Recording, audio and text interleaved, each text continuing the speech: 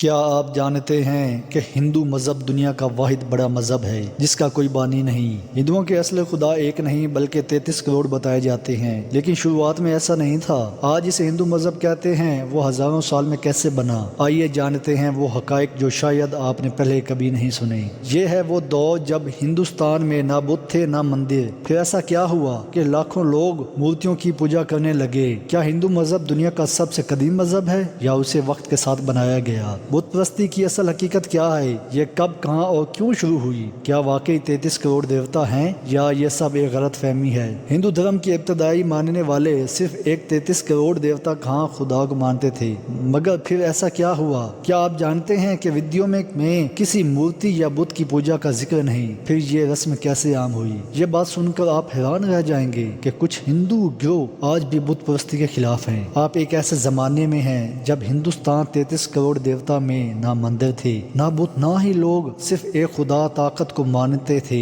پھر اچانک سب کچھ بدلنے لگا۔ آخر ایسا کیا ہوا؟ ہندو مذہب کیسے بنا اور بت پرستی کی شروعات کہاں سے ہوئی؟ بسم اللہ الرحمن الرحیم۔ شروع اللہ کا نام لے کر جو بڑا مہربان نہایت رحم کرنے والا ہے۔ تمام دوستوں سے گزارش ہے ایک بار درود شریف پڑھ لیں۔ ایک بار درود شریف پڑھنے سے مالک کائنات 10 بار رحمت فرماتا ہے۔ تمام ناظرین اور سامعین کو قصہ بشریت کی جانب سے السلام علیکم ورحمۃ اللہ وبرکاتہ۔ معزز دوستوں، آپ دیکھ رہے ہیں قصہ بشریت چینل۔ قصوں کی دنیا میں ایک اور قصہ پیش خدمت ہے۔ آج کا قصہ ہے ہندو کس نبی کی امت ہے؟ بت پرستی کی ابتدا ایک کہانی کے انداز میں۔ بہت پہلے کی بات ہے جب دنیا پر اللہ تبارک و تعالیٰ کے احکامات پر چلنے والے نیک اور صالح لوگ بستے تھے۔ وہ سب سچے دل سے اللہ کی عبادت کرتے تھے اور ایک دوسرے کے ساتھ نیکی اور بھلائی کا سلوک کرتے تھے۔ ان میں 5 بزرگ بہت مشہور تھے۔ یہ لوگ نہایت نیک، ایماندار اور ہمدرد تھے۔ ہر کوئی ان کی عزت کرتا تھا اور ان کی باتوں پر عمل کرتا تھا۔ دن گزرتے گئے اور ایک دن وہ وقت آیا جب یہ 5 نیک لوگ ایک کے بعد ایک کر کے اس دنیا سے رخصت ہو گئے۔ ان کے جانے سے لوگ غمگین ہو گئے۔ ان کے بغیر زندگی خالی سی محسوس ہونے لگی۔ ہر جگہ لوگ ان کی باتیں کرتے، ان کی نیکیوں کو یاد کرتے اور ان کے مشوروں کو یاد کر کے آہیں بھرتے۔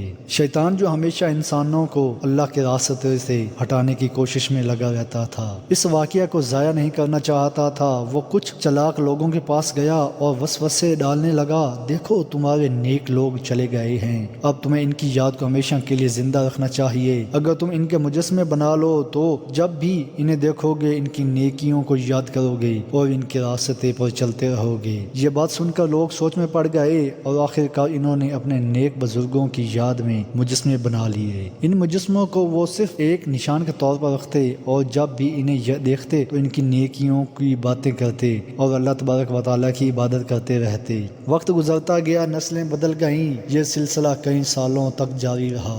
جب وہ نسل گزر گئی اور نئی نسلیں آئیں تو شیطان نے پھر ایک نیا جال بچھایا۔ اس نے نئے آنے والے لوگوں کے دل میں یہ وسوسہ ڈال دیا، تمہارا آباء و اجداد ان مجسموں کی بڑی عزت کرتے تھے، وہ یقیناً کوئی خاص طاقت رکھتے ہوں گے، اس لیے تو ان کی اتنی عزت کی جاتی تھی۔ اگر تم ان کے آگے جھکنے لگو تو تمہیں بھی برکتیں حاصل ہوں گی۔ نئی نسلوں کے لوگ نہ سمجھ تھے، انہوں نے یہ بات مان لی اور آہستہ آہستہ ان مجسموں کے آگے جھکنے لگے۔ پھر کچھ عرصے بعد شیطان نے انہیں یہ بھی کہہ دیا کہ یہی اللہ تبارک و تعالیٰ نے اپنی مخلوق کو اس شرک سے بچانے کے لیے حضرت نوح علیہ السلام کو نبی بنا کر بھیجا۔ حضرت نوح علیہ السلام نے اپنی قوم کو سمجھایا، اے میری قوم، اللہ کے سوا کسی اور کی عبادت مت کرو، یہ بت تمہیں کچھ نہیں دیں گے، یہ صرف پتھر کے ٹکڑے ہیں، یہ نہ سنتے ہیں نہ دیکھتے ہیں نہ کچھ کر سکتے ہیں، تمہیں صرف اللہ تبارک و تعالیٰ کی عبادت کرنی چاہیے جو تمہیں پیدا کرنے والا اور پالنے والا ہے۔ لیکن قوم نے حضرت نوح کی بات ماننے سے انکار کر دیا۔ وہ کہنے لگے،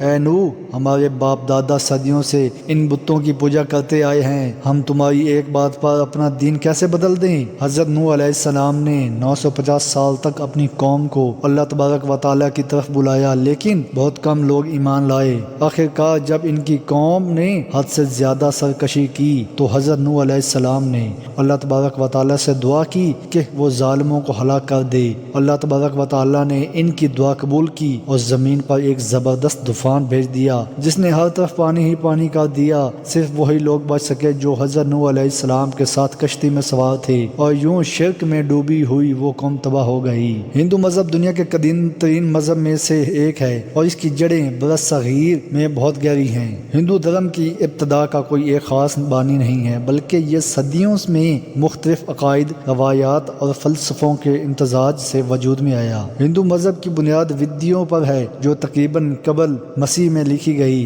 विद्यों से 1500 ज़्यादा तर खुदा की इबादत, कुर्बानियों और रूहानी फ़लसफ़े पर जोर दिया गया था, और इब्तदाई दौर में हिंदू मज़हब ज़्यादातर एक खुदाई कुव्वत ब्रह्मन पर यकीन रखता था, लेकिन वक्त के साथ मुख्तलिफ देवतों और अवतारों की परस्तिश आम हो गई। इब्तदाई हिंदू मज़हब में बुत परस्ती मौजूद नहीं थी, बल्कि कुर्बानियों और कुदरती अनासिर, सूरज, चाँद, आग, पानी वगैरह की इबादत का रिवाज था। लेकिन वक्त के साथ साथ मुख्तलिफ देवतों के मुजस्मे और तस्वीरें बनाई जाने लगी ताकि लोग इन्हें याद रख सकें और इनके वसीले से अपनी इबादत करें। आर्या के असरात। आर्या कौम जब बरसगीर में आई तो वो एक खुदाई ताकत ब्रह्मन पर यकीन रखते थे, लेकिन बाद में मुख्तलिफ देवताओं अंदर अग्नि, वरुण, सूर्य की पूजा शुरू हो गई।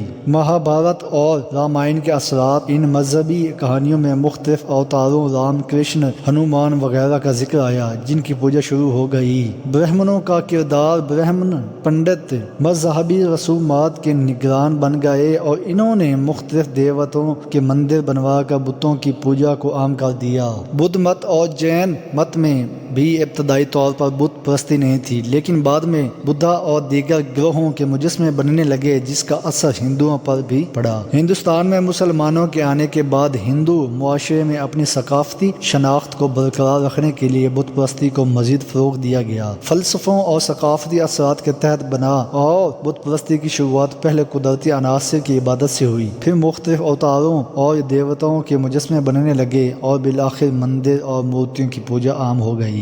ये कहानी हमें यह सिखाती है कि शैतान हमेशा लोगों को अल्लाह तबारक व तआला के रास्ते से हटाने के जाल बिछाता है। बुत परस्ती की इब्तिदा भी उसी धोखे का नतीजा थी, और आज भी हमें चाहिए कि हम हर तरफ के शिर्क से बचें और सिर्फ अल्लाह तबारक व तआला की इबादत करें। अगर हमारी आज की वीडियो अच्छी लगी है तो चैनल को सब्सक्राइब और साथ बेल आइकन का बटन दबाएं ताकि आने वाली हर नई वीडियो का नोटिफिकेशन सबसे पहले आप तक पहुंचे। अपना और अपने प्यारों का खास ख्याल रखें। अब दीजिए हमें इजाज़त। जिंदगी ने अगर वफा की तो फिर मिलेंगे एक नए किस्से के साथ। तब तक के लिए अल्लाह हाफिज़।